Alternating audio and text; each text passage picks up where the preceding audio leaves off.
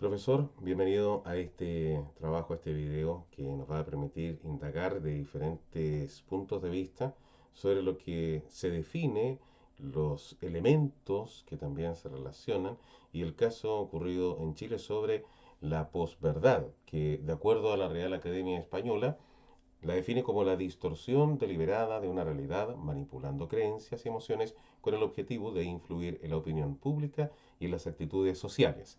Esta radica en la subordinación y la reorganización de los hechos desde ideologías específicas y la voluntad política, lo que requiere de un mecanismo de legalización en el que se sienten naturalizar la epistemología a partir de las emociones políticas. La Academia del Instituto de Comunicación e Imagen de la Universidad de Chile, Claudio Salinas, este académico, abordó el fenómeno de la posverdad, una expresión que fue acuñada por la diccionario Oxford como la palabra del año durante el 2016 y dice relación con la información o la afirmación en la que los datos objetivos tienen menos importancia para el público que las opiniones y emociones que ésta producen. Desde ese mismo año, del 2016 estoy hablando, la palabra posverdad se ha incorporado plenamente a nuestro vocabulario, lo que lo lleva a que en tan solo un año fuera introducida al diccionario de la Real Academia Española. Quizás por eso no es de extrañar que desde el mundo académico haya habido también un creciente interés por analizar este fenómeno digo, y sus aplicaciones para la democracia. ¿Qué dice la RAE? Cuenta que hay tres elementos claves en esta definición, que en primer lugar, su relación con la mentira, entendida como una distorsión de la realidad, lo que la convierte en una práctica manipuladora. En segundo lugar, la intencionalidad, lo que significa que para que haya posverdad, tiene que existir un agente que deliberadamente difunda estas realidades distorsionadas para influir sobre la opinión pública, en la mayor parte de los casos, en el ámbito político. Y también tenemos en tercer lugar el hecho de que esta práctica se dirija no solo a las creencias o a los pensamientos de los ciudadanos, sino también a sus emociones, que son las que más movilizan el comportamiento humano. De acuerdo a un artículo de la plataforma The Conversation, el ciudadano medio se le hace más difícil discriminar una noticia verdadera de una falsa.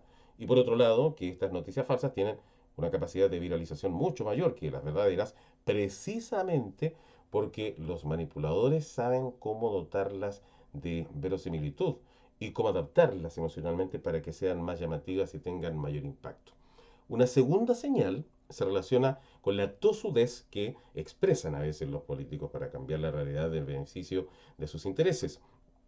Asistimos a una política que es capaz de enreversar su lenguaje, a veces hasta el ridículo, o buscar interpretaciones diversas y abiertamente opuestas, incluso para los datos más fríos. Ah, también hay que agregar que esto induce a la confusión entre los ciudadanos.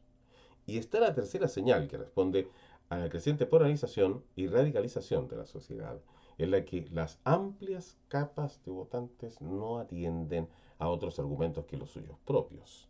Y en consecuencia no están interesados en saber qué es verdad y qué es mentira, puesto que solo tienen a considerar como verdadero lo que proviene de su propia burbuja ideológica.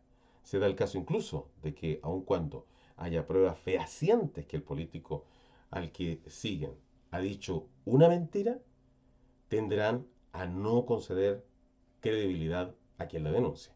En este trabajo investigativo vamos a revelar que nos encaminamos por una peligrosa senda de relativización de la verdad, que es en el fondo lo que buscan los manipuladores y lo que explica en parte el éxito de la posverdad. Porque se podría decir que ya no hay una verdad en genérico, sino mi verdad o nuestra verdad, que por supuesto siempre es la correcta. Lo peligroso es que los propios medios de comunicación entran a veces en este jueguito, llevados por los propios medios de comunicación en la progresiva ideologización y que Internet y las redes retroalimentan. O sea, un fenómeno que a través de su algoritmo los efectos van incrementando aún mucho más, haciendo que la posverdad se convierta en uno de los mayores riesgos actuales para los sistemas democráticos en todo el mundo. En Chile se han presentado casos de posverdad, una discusión en torno a las construcciones mediáticas equívocas y que surgen desde la ciudadanía. No obstante, la violencia y el descontrol y el descontento social tienen asidero en las gestiones de la esfera política, según lo señalan los propios expertos. Por ejemplo, el alcalde Daniel Jadwe acusó cuando entonces era diputado nuestro presidente Gabriel Boric y ambos estaban siendo candidatos a la primaria de la lista de la Prueba de Dignidad en el 2018. Y es precisamente el alcalde de Recoleta quien hace una declaración bastante peligrosa. Con su voto de apreciación de ley antibarricadas, hoy tenemos muchos presos políticos en nuestro país, acusó al actual presidente Boric. Bueno, como se recordará, en el 2019, una vez electo el presidente de la República, Gabriel Boric, visitó el penal 1 y allí fue agredido cuando visitaba a uno de los detenidos durante el estallido social. Entonces, se le atribuyó la responsabilidad de los presos y presas detenidas en el marco del estallido social, por lo que se ha interpretado como una aprobación de la ley antibarricadas que derivó en la criminalización de las protestas. El mismo diputado Gonzalo Winter señaló que insistir que hay presos por responsabilidad de Gabriel Boric es simplemente mentira, reprochando que muchas personas han ocupado esa mentira con otros fines. El escenario abre una discusión en torno a la construcción mediática que entrañan una falta de verosimilitud y desinformación de la realidad a partir de las denuncias categóricas que esgrime parte de la ciudadanía sobre algunos hechos. El presidente del Colegio de Periodistas, Danilo Humada, explicó también que la interpretación equívoca de los hechos objetivos, la posverdad, también las fake news, datan de mucho tiempo atrás, pero que en actualidad se cuenta una serie de elementos como las plataformas digitales que, así como han democratizado la información y la producción de contenidos, han generado una exacerbación de canales que deforman la realidad.